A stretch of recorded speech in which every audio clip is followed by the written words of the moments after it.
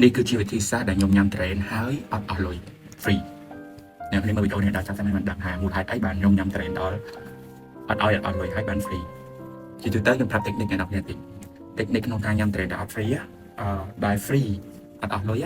អ្នកគ្នាងាយងាយអ្នកគ្នាចូលទៅ follow ជាមួយនឹងកូនម្ចាស់តការ train ហើយអ្នកគ្នាញ៉ែចាប់តាមញ៉ែកូនម្ចាស់ train ហ្នឹងទៅហើយទៀតយើងញ៉ែគាត់សួ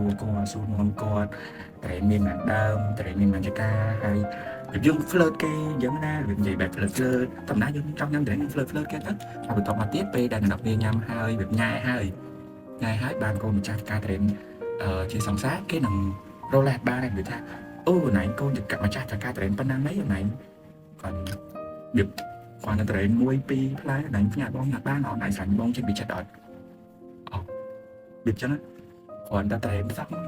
ណៃយើងមកកណ្ដោហ្នឹងអញ្ចឹងណៃចែកបងញ៉ាំដែរទៅហើយទៅពេលយើងញ៉ែហើយចប់រដូវ train មកយើងមិនសំបែកប្រអត់តិចមួយនឹងអញ្ចឹងស្រុកមកវិញវិធីសាស្ត្រដែលញ៉ាំ train ដល់ free អត់អស់លុយគឺញ៉ែកូនម្ចាស់ការ train អាហ្នឹងល្អហ្មងព្រោះតែនៅពេលដែលអ្នកនរគ្នាញ៉ែបានកូនម្ចាស់ការ train ហើយអ្នកនរគ្នាគឺញ៉ាំទុរេនដោយអត់និយាយមែនឬថាឲ្យអត់គិតថ្លៃអញ្ចឹងណាមិនអត់អស់លុយអ្នកនរគ្នាសម័យមើលត្រេន1គីឡូឥឡូវហ្នឹងវាដាក់ក្នុងចូលដល់3 like follow ហើយនៅអត់ត like follow share ទេកុំភ្លេច សាកសម័យ follow share ញ៉ាំបែប unlimited the best តែម្ដងនិយាយមែនហើយចុងខែកក្កដាខែ6គឺយើង follow ផងម្ដងទៀតអញ្ចឹងវា2ដង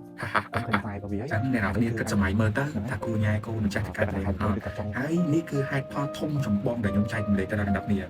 ហ្នឹងនិយាយធ្វើតាមបើថាអ្នកញ៉ាំធ្វើតាមអត់បានញ៉ាំ train free ហើយអញ្ចឹងណាព្រោះឥឡូវយើងដឹងហើយសម្រាប់ទៅបាក់រលុយខ្លាំងអញ្ចឹងហើយ train ថ្លៃទៀតក៏បាក់ខ្លាំងកាន់តែខ្លាំងហ្មងហ្នឹងនេះជាកាប់របស់យើងហើយអញ្ចឹងវាតន់ដើមរដូវអញ្ចឹងអ្នកនេះតែយើងឆ្លាញ់កូនម្ចាស់ទៅការ train បាន3ខែទេជឿព្រោះរដូវប្រមូលផល train វាខែ5ខែ6ខែ7ចូលដល់ខែ8ចាប់ដើមអស់ហើយខែ9ទៅអស់ទៀតអស់ហើយអញ្ចឹងហ្នឹងណាអញ្ចឹងសម័យមើលទៅទៅគួរញ៉ៃកូនចាស់ទៅកាត់ train នោះព្រោះបាន train ខ្ញុំ free ហើយណាបាន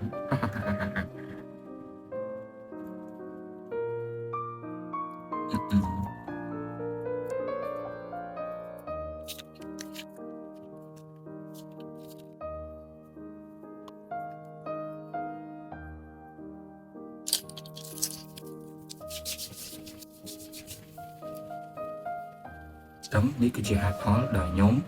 ញ៉ាំ train ដោយអត់អស់លុយ